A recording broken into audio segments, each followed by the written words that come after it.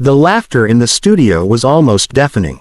The late-night host leaned over his desk, clutching his sides, while Alexandria Ocasio-Cortez sat poised, her confidence radiating through the cameras. "Stephen Miller," she repeated with a smirk. "He's like if a Halloween clown and a used car salesman had a kid who stopped growing at 4'10". The audience howled. Even the host covered his mouth, pretending to suppress a laugh. The joke landed perfectly, too perfectly. Within minutes of airing, the clip hit every social platform imaginable. Memes popped up. Parody accounts were created. The phrase, 4'10" clown, trended across X, TikTok, and YouTube. Backstage, producers were ecstatic. "You just broke the internet again," one whispered as AOC scrolled through her mentions, smiling at the chaos she'd unleashed. For her, it was another night of sharp political theater, a bit of humor at a rival's expense. But outside that bubble, the tone wasn't landing the same way. Some found it hilarious, others saw it as cruel. Hundreds of miles away, in his Senate office in D.C., J.D. Vance watched the same clip play out on his phone. The screen flickered as he replayed it, eyes narrowing each time. "This isn't politics anymore," he said finally, placing the phone down. "It's mockery. Just a game to them." His aide hesitated. "Sir, it's going viral. You might want to stay out of it." Vance shook his head. "No, someone has to call it out." He opened X and typed, "Leadership isn't about who can insult better.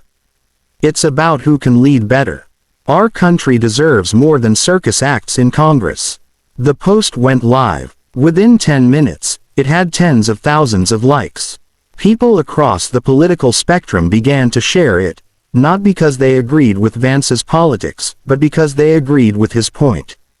By midnight, conservative talk shows were already quoting him. "J.D. Vance just said what everyone's been afraid to say," one commentator declared. "This constant ridicule, it's poisoning everything." The following morning, Vance was invited onto Good Morning America. When the host asked if he was being too sensitive, he met her gaze steadily. "Mocking someone's height or appearance doesn't make you witty," he said.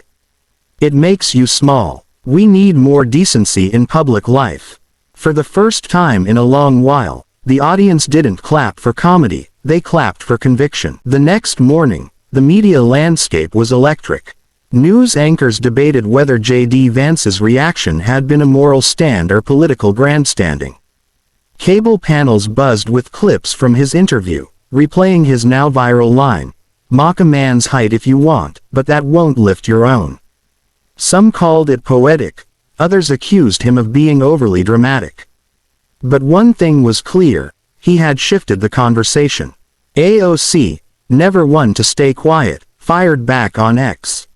"When you defend clowns, don't be surprised when you end up in the circus." The post shot to the top of trending lists, sparking another wave of memes. Her supporters laughed, her critics groaned. It seemed like the endless cycle of political pettiness would continue, until Stephen Miller himself decided to step in.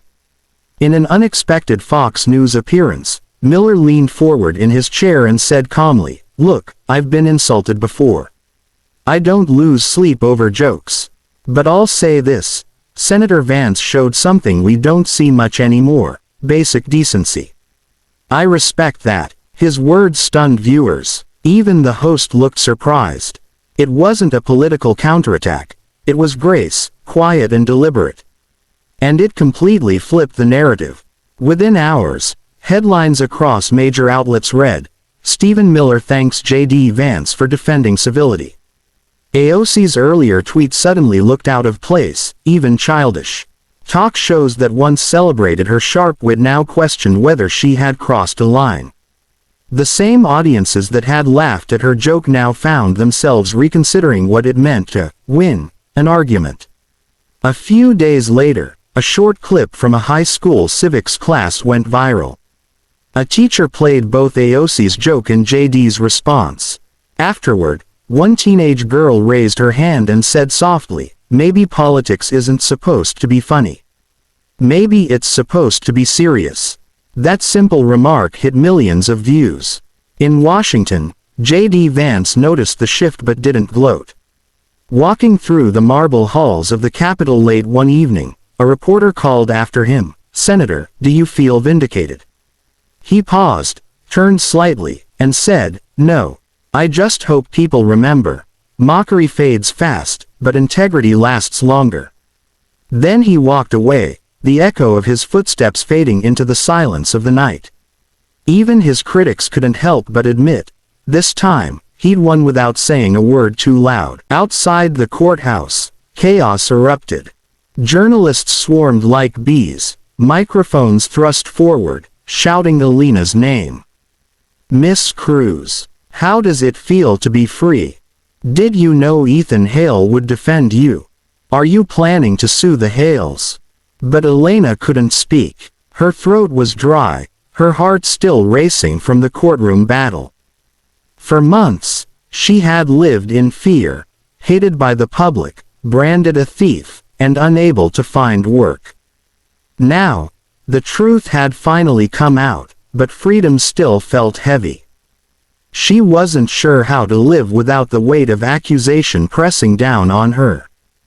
Ethan placed a hand gently on her shoulder, shielding her from the flashing lights. "Come with me," he said quietly. "There's somewhere we can talk." He guided her toward a waiting car, ignoring the chaos behind them. As the door shut, the noise faded. For the first time in months, silence surrounded her. Alina turned to him, still shaken. "Why did you do it, Ethan? You risked everything. Your father's reputation, your family's name." Ethan's eyes softened. "Because you didn't deserve what they did to you. You were there for me when no one else was. I remember how you helped me study when I failed my first semester, how you made sure my mother's meals were ready when she was too sick to move. You were the only one who cared without expecting anything back." Alina's lips trembled. "And your mother? She hated me for that." Ethan sighed. "She was afraid, not of you, but of losing control. My parents' marriage had been falling apart for years. The bracelet was just an excuse." The car stopped outside a small cafe near the city park. They sat down at a quiet corner table, the smell of coffee filling the air. For the first time in years, Alina smiled faintly. "I don't know what I'll do now. I have no home, no job, no reputation left." Ethan looked at her with quiet determination. "Then start again. My family owes you more than money. I'll help you rebuild. You deserve peace, Alina." She shook her head. "You've done enough." But Ethan leaned forward, his tone gentle yet firm. "No, the truth set you free, but now, it's time to give you back the life they stole." Outside, the sun broke through the clouds, just as the first chapter of Alina's new life began.